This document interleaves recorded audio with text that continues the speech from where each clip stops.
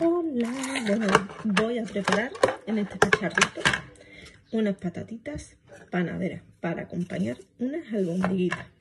Además es súper fácil y súper rápido.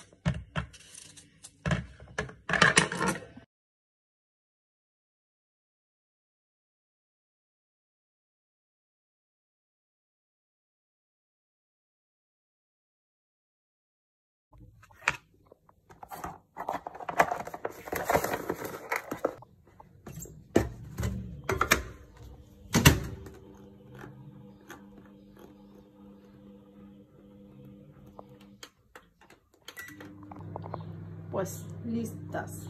Ahí veis cómo ha quedado.